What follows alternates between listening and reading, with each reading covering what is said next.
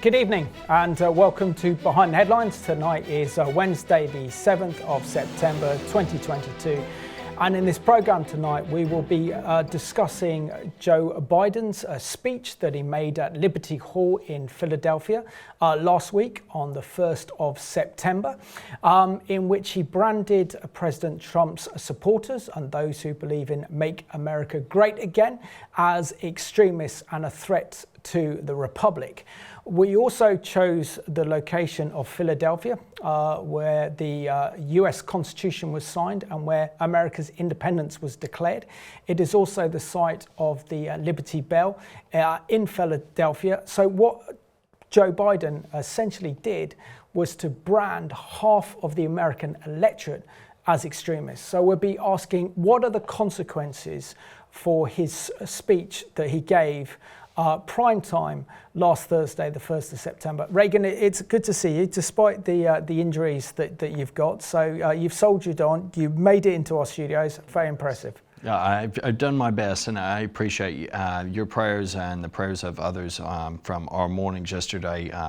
Found myself in a bit of an accident, and hopefully will be recovering from this soon, only to have another surgery in a few months. So, but value your prayers. Yeah, this speech given on my birthday last week, the reaction that I was seeing across social media, following numerous people from across the political spectrum, with a good degree of people who were not necessarily what Biden brands as MAGA Republicans, not necessarily staunchest of supporters of Donald Trump, but without really any exception was coming across widespread condemnation for the way the speech was set up. I mean, you only have to look at the backdrop.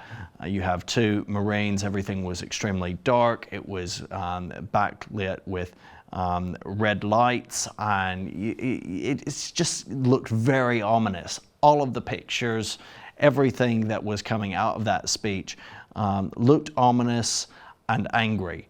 And definitely this is a version of Joe Biden that, say, 10 years ago, you probably would not have thought you would see. He previously has had this reputation of being fairly calm, middle-of-the-road Democrat, but in the past 8 years, definitely, we've seen him take extreme leftist views.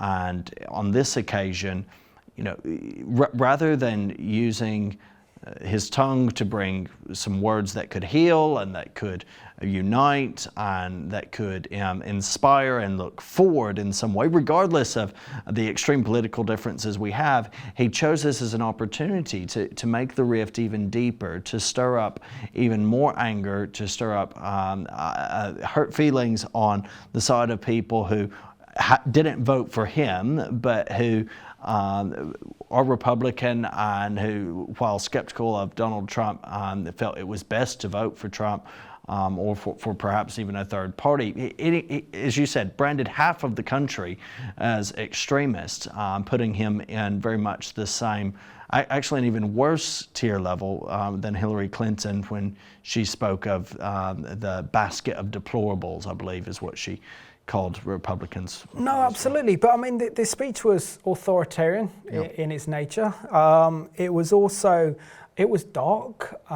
You mentioned his set at Liberty Hall.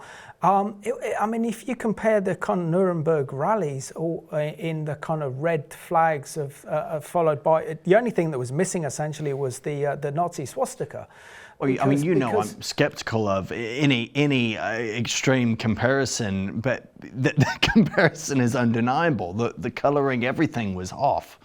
And of course, he chose to do it in Philadelphia as well, which is a very significant U.S. city. City of brotherly love. But he's also he's also furthering the flames of division and hatred in America, as if the United States is not divided already.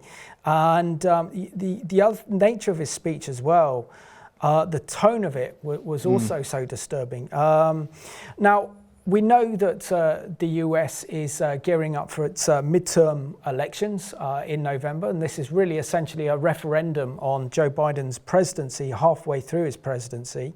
But it feels like he might lose both seats, both seats of Congress, houses of Congress, the Senate, and Congress itself, which would mean that he would just be a lame duck president. He wouldn't be able to introduce or push forward any of his legislative agenda because the Republicans would take them. What are your thoughts on the situation that he faces? Because like us here in the UK, we're facing a massive crisis in the cost of living. And of course, this is now happening in the States. Well, rather than say what he is for, Biden has said what he is against and has painted Make America Great Again, MAGA supporters or whatever, supporters of Donald Trump or just Republicans in general as backwards. And this is also going to, I think, affect neutral voters who will respond to this type speech, to the rhetoric that Biden was using in an extremely negative way. If I could just quote his accusation, MAGA forces are determined to take this country backwards. And he's already said that this is the primary driving point of the Republican Party. They're determined to take this country backwards to an America where there's no right to choose, no right to privacy, no right to contraception, and no right to do other things that we would have issue with as Christians. They promote authoritarian leaders and they fan the flames of political violence that are a threat to our personal rights, to the pursuit of justice, to the rule of law, to the very soul of this country. The things that he views as part of the very soul of this country have nothing to do with the Spirit of God. The whole list of things that he bemoans concerning what MAGA forces are determined to do actually have nothing to do with the Make America Great Again baseball cap or Donald Trump. Their core values of Christianity, their core values of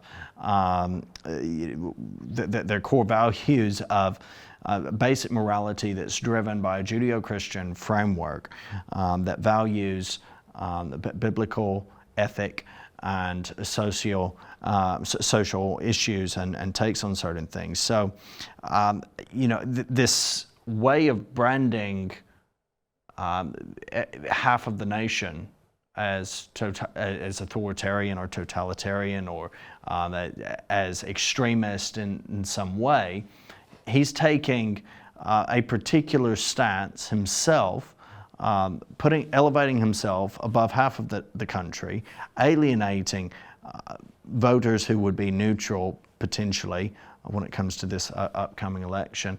And I think it comes across as a man who knows he is losing and is raging against the dying of the light. But also what's so concerning is that the same branding, for example, of Donald Trump and his supporters and those who voted for Donald Trump and those who believe in making America great again, can be said of his administration, can be said of Joe Biden. For example, we know that also with the Black Lives Matters riots that took place in the summer of 2020, effectively what we saw then was the ransacking of cities right across the United States, which was being encouraged then by the Vice President herself, together with Hillary Clinton and other leading Democrats, not speaking out and say that this is against the rule of law, this is against the rule of law and order. So essentially when it comes to political violence, the Democrats themselves have encouraged this. So everything he's saying about President Trump, I know you Americans still call your presidents president, even though they're no longer in office, but for our UK audience, former president, branding him and his supporters an extremist and saying that you are a threat to the republic, he's doing exactly the same thing in office now, because what he's doing is he's pursuing an extreme, progressive, liberal agenda that is too much for the vast majority of decent American folk. Eddie writes in, "Hi lads, when Donald Trump says make America great again, when was it great? perhaps it was greater in the days of Jim Crow or slavery. Eddie, look, I respect your question very much. I appreciate it. Those who know me will know that I am a critic of this concept of American exceptionalism, where there has at times been an attitude of we've done things best or we're better than you. I despise that sort of thing. I think that there has been a lot of good at the same time that has come out of the United States, and I do believe that while you raise some valid points concerning the era of Jim Crow and slavery, and there has been much evil that the United States has perpetrated and perpetuated at times, that does not take away from the good as well. At the end of the day, each nation is flawed, and we all stand before God and His justice. When America has done things well, where it has been great is when it's been most closely aligned with God's will according to His Word. And this is why, I cannot say anything that is supportive of this speech of Joe Biden, because it goes very much against those values that I hold dear as a Christian. Absolutely. So just to remind you that we are live, we are interactive tonight, and tonight's question is America turning into an authoritarian one-party state under President Biden? So I'd love to know your views and the opinions. We also have this excellent CBN News report to go to that said Biden calls for MAGA Republicans a threat to a democracy. A direct threat to America. That's how President Biden described extreme Republicans in his primetime speech in Philadelphia last night. Well, this comes just days after he insulted millions of Trump supporters, accusing them of being semi-fascists. Brody Carter brings us the full report. Donald Trump and the MAGA Republicans represent an extremism that threatens the very foundations of our republic. President Biden revived his 2020 campaign phrase, soul of the nation, Thursday for his primetime speech in Philadelphia. It kicks off a 2-month fight as Democrats try to hold on to control of the House and Senate in the midterm elections. And the president came out swinging. No matter what the white supremacists and the extremists say, I made a bet on you, the American people, and that bet is paying off. But while the threat to American democracy is real, I want to say as clearly as we can, we are not powerless in the face of these threats. Biden's speech catered to a top concern held by Americans. A recent NBC News poll found that 21% listed threats to democracy as the top issue, followed by 16% saying the cost of living and 14% saying jobs and the economy. Not every Republican, not even the majority of Republicans are MAGA Republicans. Not every Republican embraces their extreme ideology. The speech came just over 2 months before the midterm elections. Biden's approval ratings have rebounded, but still remain low in the 42% range. Republicans have been favored to take back the House of Representatives, and although Democrats have gained some momentum recently, the GOP still seems to hold the advantage. Republicans criticizing Biden's attacks. The first lines out of his mouth should be to apologize for slandering tens of millions of Americans as fascists. And former President Trump responded to the speech on Truth Social. Someone should explain to Joe Biden slowly but passionately that MAGA means, as powerfully as mere words can get, make America great again. If he doesn't want to make America great again, which through words, action, and thought, he doesn't, then he certainly shouldn't be representing the United States of America. End quote. Brody Carter, CBN News. Well, hopefully that gives a little bit of context and insight into this important yet very detrimental speech by current President Joe Biden. Simon, could you pinpoint some of the most problematic areas that stand out for you just on a first viewing of the speech? Well, the first thing that stands out for me is the symbolism involved. I mean, you said the set, kind of red, dark set, very dark, very sinister, very George Orwellian. Also, the other thing that I think is also very concerning as well, that he was quite willing to brand half of the US electorate that voted for President Trump, and we're talking millions of Americans, the last US presidential election in 2020 as extremist.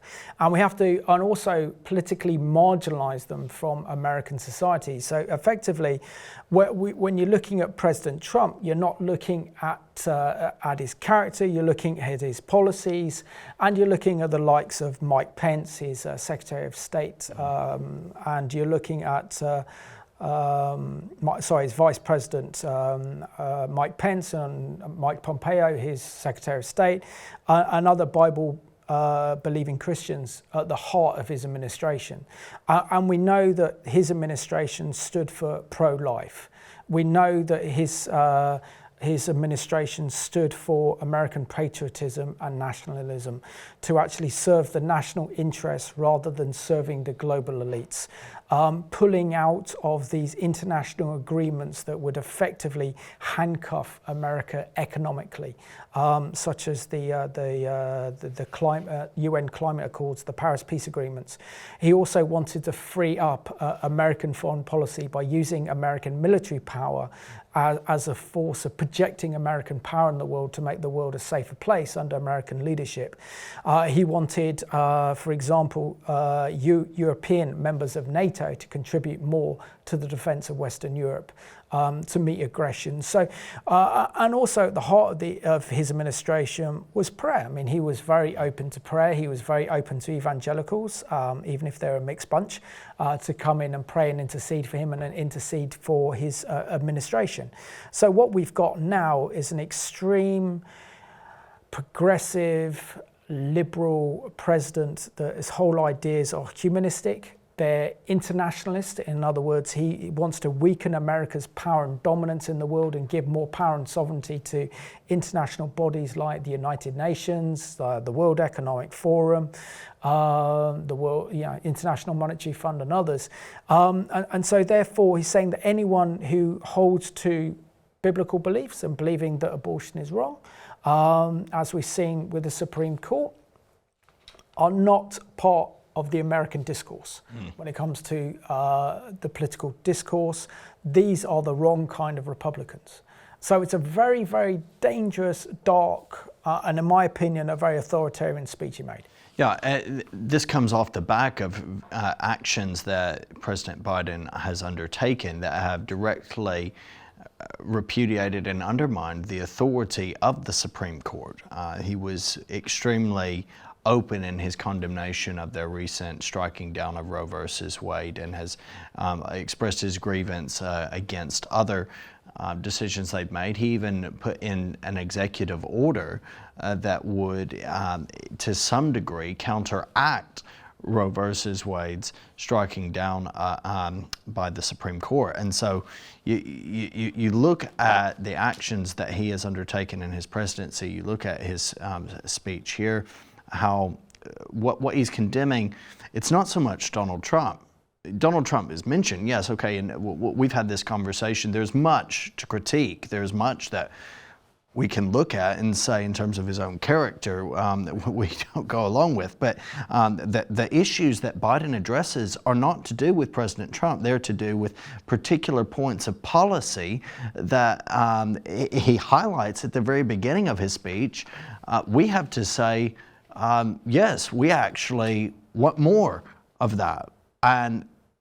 But he's labeling people like myself, an American citizen, and yourself, but you don't count. I don't get a chance to vote, no. As extremist, even regardless of the support or cheerfulness concerning Donald Trump or lack thereof, he's branding anyone who holds these policy points as extremist, which is a very dangerous place to be in. What's more, he seeks to use Philadelphia, the city of brotherly love. Ironically, Philadelphia means the city of brotherly love. To make this speech, which only is going to stir up further divisions, further anger, and tragically, I believe, further hate. Reagan, you would have thought, being the US president and knowing the kind of threats that are emerging on the world scene, that he would say that Putin poses a direct threat to American democracy and the American Republic. China does as well. Iran, Al-Qaeda, ISIS, Islamic terrorism and extremism. These are all ideologies that pose a direct threat to the United States. I mean, I remember George Bush's Jr.'s famous speech back in his 2002 speech to the State of the Union, in which he described the three great evils in the world that America needs to confront, which was Iran, it was North Korea, and also Syria. And named those as threats. And of course, we can now add kind of Russia and certainly China as that threat. But he doesn't actually say that these pose a threat. But the biggest threat from America comes, in his opinion, comes from within. Namely, which is not named, evangelical Christians who hold to biblical beliefs. But also, he's effectively also calling for a one-party state. That if you don't fit in the remit of our liberal progressive viewpoint, then you are marginalised from our political system, and so therefore you will be cut off, and you don't have a future to actually play or to be able to contribute to this nation, and that's a scary prospect. Yeah, it is indeed. It is indeed, Simon. It's definitely something we need to be praying about and into. Les says, hi, Simon and Reagan. I heard someone say that Christians don't have accidents, but rather they're setups by the enemy.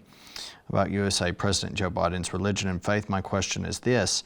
From a biblical perspective, what does he actually believe? And how does his speech and actions line up with Scripture? Well, Les, this is a question that I've had because President Biden is a professing Catholic. He is, I believe, still calling himself a staunch Roman Catholic, and yet he has, quite rightly, and maybe there are some Roman Catholic viewers, feel free to write in and give your opinion on this, but he's been refused communion by a few bold priests, which is consistent with the Roman Catholic teaching, and frankly, outside of Roman Catholic teaching, let's say Joe Biden was an evangelical and, attended on a visit to London, happened to wander into the church I pastor, I would believe it right and my God-given responsibility to urge that he abstain from receiving the elements of the bread and the cup as well, because he is completely out of line with Scripture's teaching here. Now, Keith has a slightly different take on this, and I'd like to read what Keith says. I really think that you're misrepresenting what Joe Biden actually said. Biden makes it categorically clear he isn't calling all Republicans and those voted for them as fascists. He's rightly denouncing the extremism of the MAGA Trump activists, and don't forget these people tried to destroy American democracy by invading Congress, wanted to actually hang Mike Pence. This was a brutal manifestation of fascism and a violent one that subverted the rule of law. Biden is not extreme left. That's an absurd statement to make. He is about as leftist as a one-nation conservative here, like Ken Clark, for example. He believes in private enterprise, but in affordable health care, affordable education, and a welfare safety net. Many GOP senators want to scrap Medicaid and help for the poor. They are the real extremists. That's from Keith. Now, Keith, first of all, you're correct that Biden says that he is not against all Republicans, but he then goes on to clarify what he is against. And as a Christian, we've already read what he views as extremist. He views basic Christian beliefs as extremist.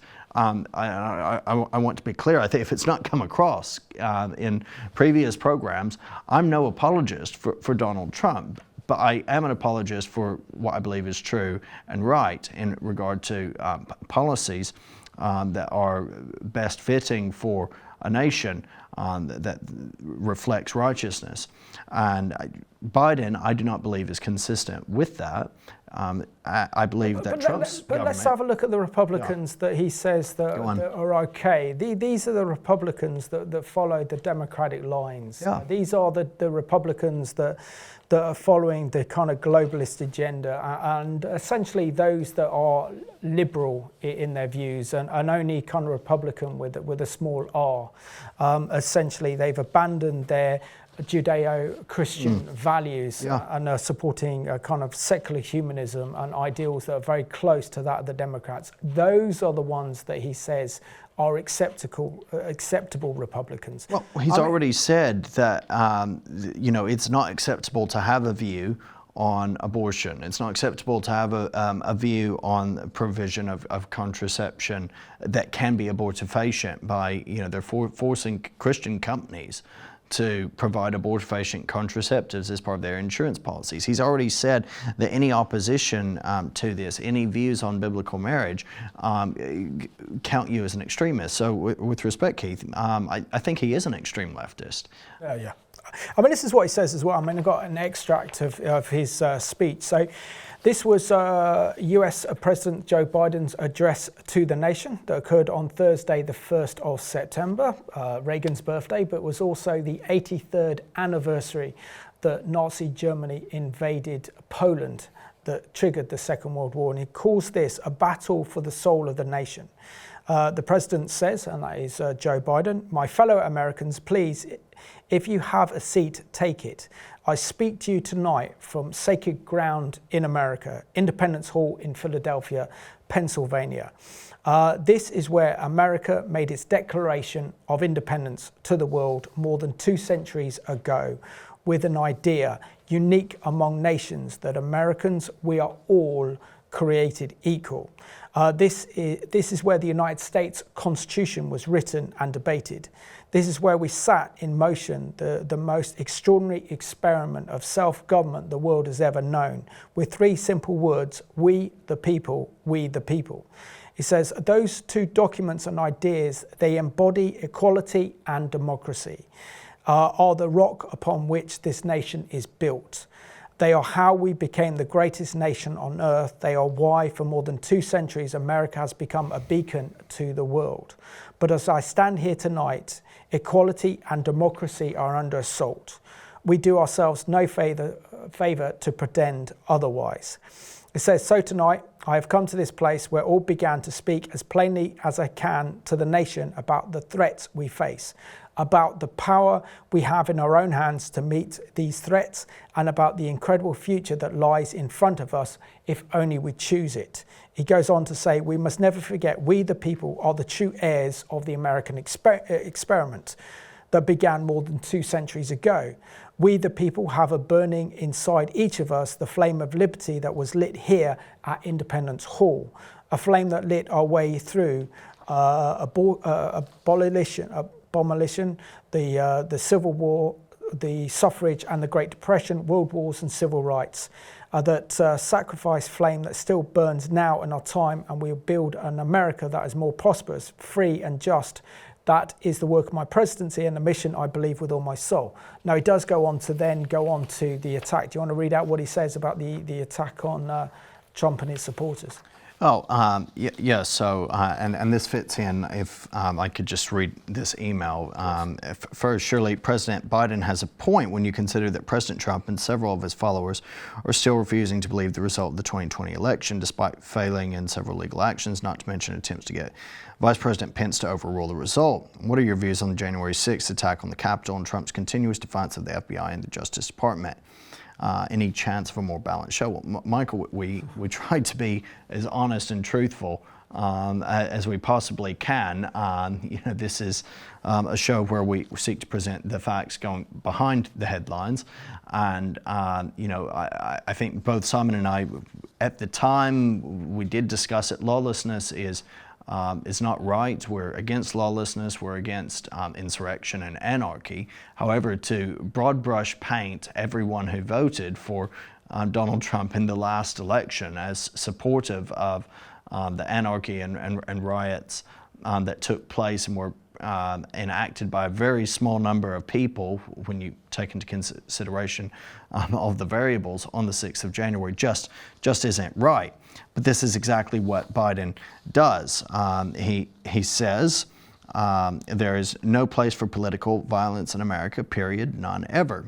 Why did the Democrats support all the riots across the United States? They actually burned down 5 square miles of Minneapolis. What about Seattle? What about, I believe they called it Chaz, where they allowed an autonomous zone to be set up where there was no law enforcement, there was no emergency services. Defund the police. It was exactly the defunding of the police movement. It was rife with sexual assault. Eventually the police were able to clear it up, but it created catastrophe. I encourage you to look that up. Chaz in Seattle was an absolute disaster class.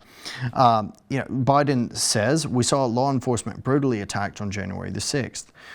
But law enforcement has been being brutally attacked.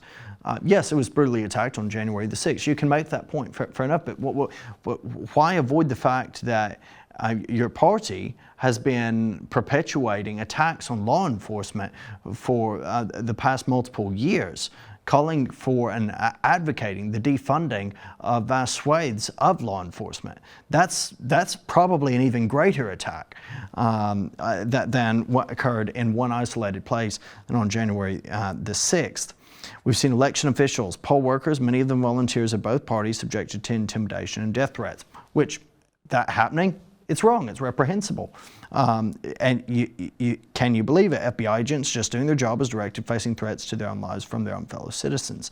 But he's taking the most extreme of circumstances, which, by the way, will always be replicated on the opposite side of the party. There will be extreme Democrats making death threats and all sorts as well.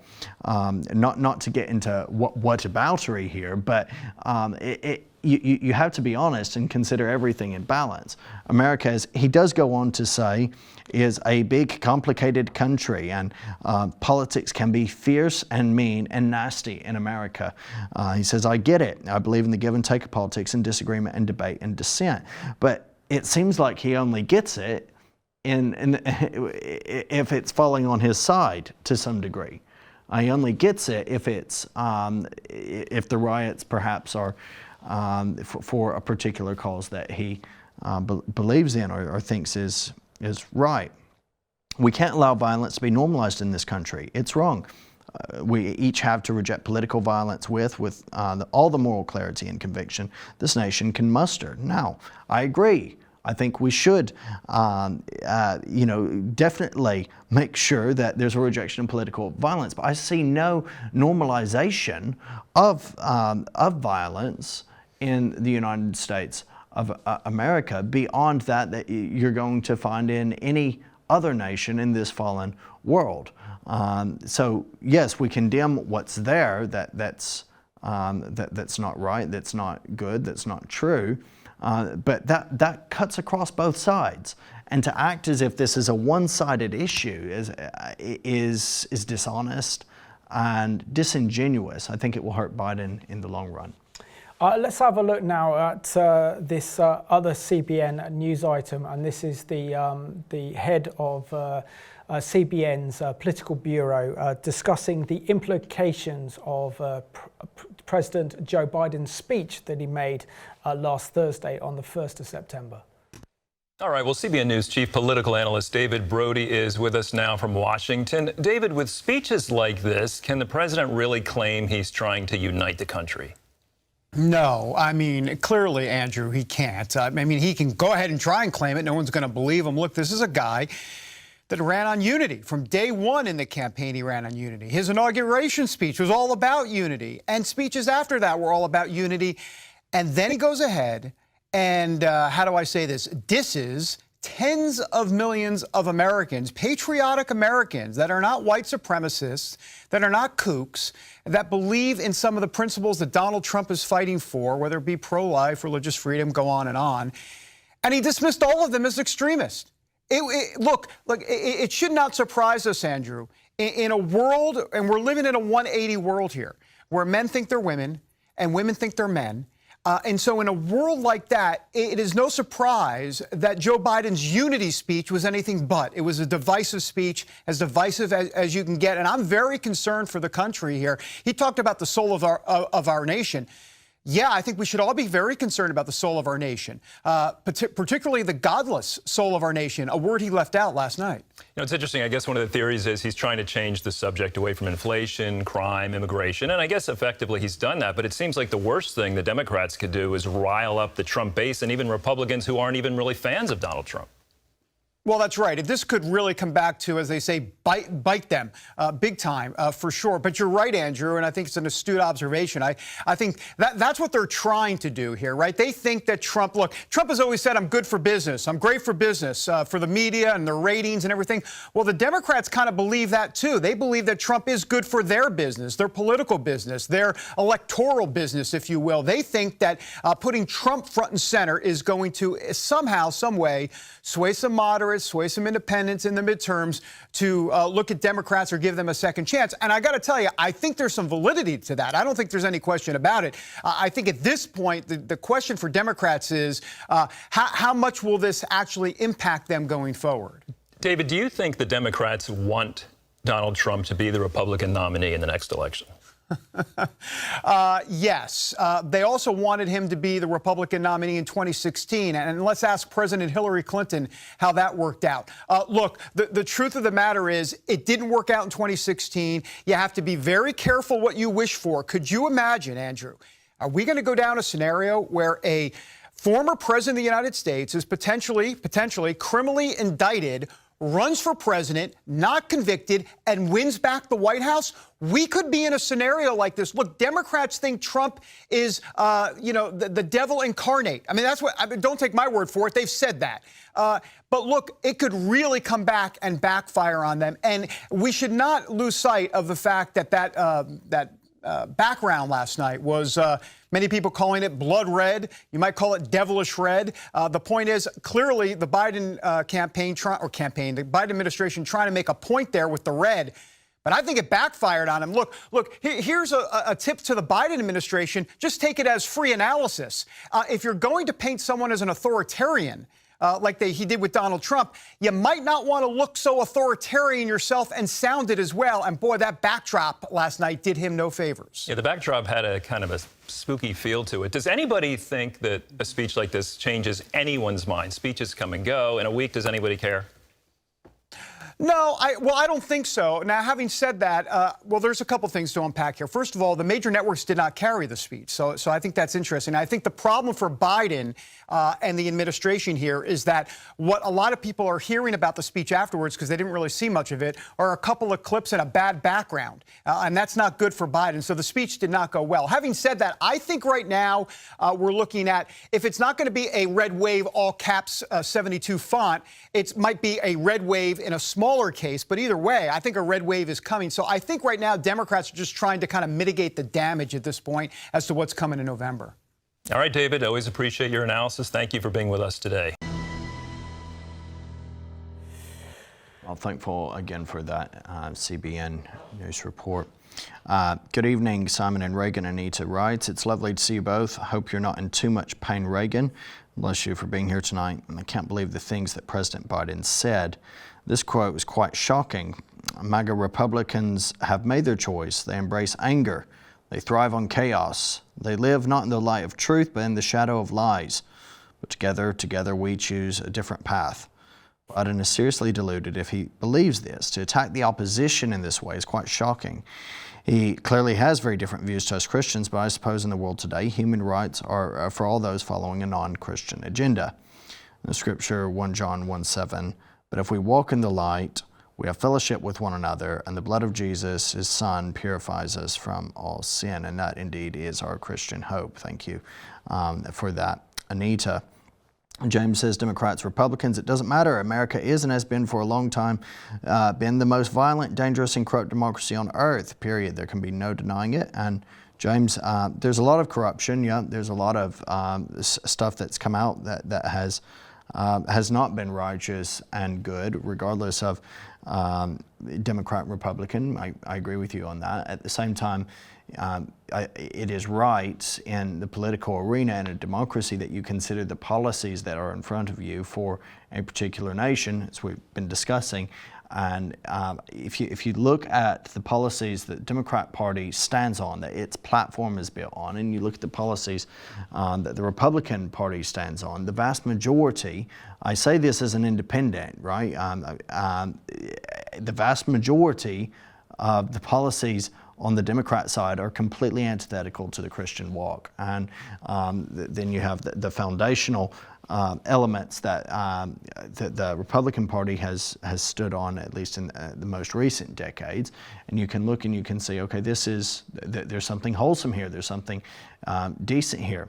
You know, a lot of times people look and they think that the Democrats, they paint them as these individuals who that they must have been the liberators of the slaves and whatnot. No, remind you, the Democrats, that was the party of slavery. The Democrats were the slaveholders.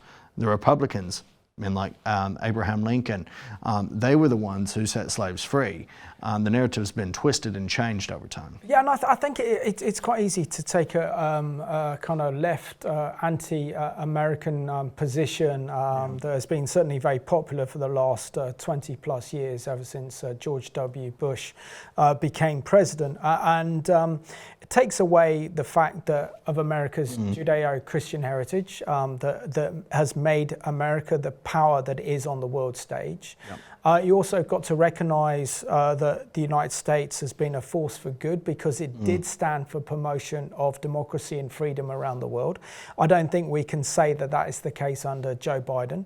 We also have to recognize that the United States played a major role in the First World War, the Second World War, and American soldiers and military personnel died for our freedoms in Europe to defeat Nazism across Europe. Also then the United States played a major role in preventing the spread of Soviet communism during the Cold War.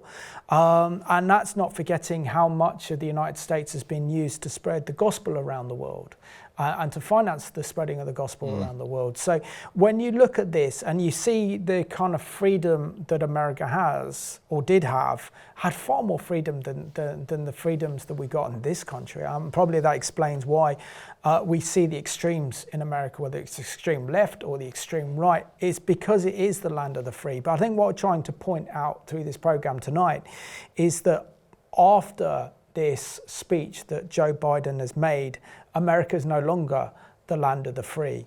That this administration are deciding to take America in an authoritarian direction and moving towards a one-party state where they see that President Trump and his MAGA supporters and also half of the US electorate, including millions of Bible-believing Christians, are an enemy of the state. Not Iran, not China, not Russia, but born-again, Spirit-led, Bible-believing Christians. That is the real danger of this speech. Now, we can also see that we're heading towards a digital currency in maybe 5-6 years' time. And with the likes of the Democrats in power bringing a social credit system, we can see that because you are supporting American patriotism, nationalism, you are opposed to abortion, you're against some of these social progressive issues that we want to prevent, then we want to marginalize you from American society. You shall play no part in our political process. We are going to freeze your bank accounts and not pay you until you change your views. I mean, this is what we're discussing with this speech. It's also that his speech has been described as the most authoritarian, divisive speech any US president has ever made that could actually spark civil war in the United States. So what we're talking about is very significant, and the reason why this is so important is because if the light of freedom goes out in the United States, then it's going to go out across the Western world. I'm very hesitant to sensationalize and speak of civil war. At the same time, speeches like this stir up this sort of flame of antagonism, and I do not see America, for the past few years it's been on my thinking, okay, are we headed to a dividing point? Are we headed to secession of certain states? Are we headed to some form of civil war? And I don't know that there's been a time since the first Civil War that we've been as close as we are now. It certainly seems very much on the edge. What's interesting, throughout Biden's speech, he contradicts himself. He speaks of togetherness, he speaks of unity. He says we all need to get behind this democracy and defend it, protect it, stand up for it.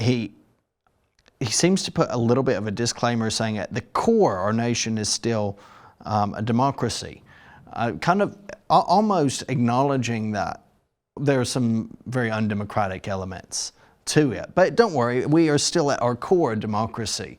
When you have to qualify and say at our core, what about the non-core? What about the rest of it that's not democratic? But then he says, and yet history tells us that blind loyalty to a single leader and a willingness to engage in political violence is fatal to democracy. And again, that has to be said for both sides. Yeah, we can agree with that, but we can't agree with how it's targeting one particular side. This is something that should be considered as true. It's demonstrably true historically, but it cannot be used as a weapon to brandish against those who supported the Republican Party in the previous election, much less those who are about to enter the midterm elections and support the Republican Party there. But that is clearly what Biden seeks to do. He says, Democrats, independents, mainstream Republicans, we must be stronger, more determined, and more committed to saving American democracy than MAGA Republicans are to destroying American democracy. But in saying MAGA Republicans, he is including everyone who voted for President Trump. You know, we're talking about 75 plus million people. So extremely divisive. He presents this idea that MAGA Republicans believe that for them to succeed, everyone else has to fail. They believe America, not like I believe about America. But I don't think that's a fair representation of those who voted for the Republican Party in the last election. I don't believe that they have this idea that everyone else has to fail. I think they truly want the nation to succeed. But of course, in politics and in a democracy, you always have people who will say, this is the way to success. And then on the other side, you have people who say, this is the way to success. And then you have people who are more in the middle saying, that's how democracy works. You can't demonize the other. Exactly, but the problem the left has, and this is the same in this country as is in the States, is that they like democracy when it delivers the results that they want. Yeah. When it fails to deliver the results that they don't like, they hate it and will rebel against it and don't recognise it. So, when you hear about Tony Blair and the globalists, they constantly talk about how did Brexit happen, and they were amazed that Brexit happened, that the British people would actually vote to leave the European Union. They're absolutely amazed that the American people did not vote for Hillary Clinton as president and voted for President Trump instead. These are things, anathema to them. They are horrified by them. Because what they are essentially doing, and this is what Joe Biden is doing, he's pushing this globalist agenda. And he's wanting to introduce the same sort of policies that we've got in this country, as we discussed on the last week's program, that introducing a policy of trying to push for zero net emissions, which will lead to economic catastrophe.